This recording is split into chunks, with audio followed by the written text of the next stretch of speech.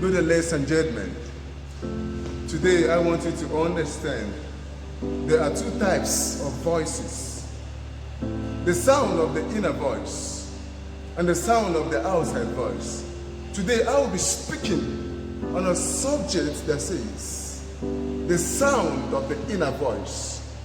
Every man has the capacity to hear the sound of the inner voice. But why most people could not get access to the sound of the inner voice?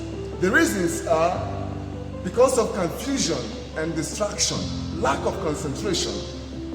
The sound of the inner voice is a voice that whispers to you gently.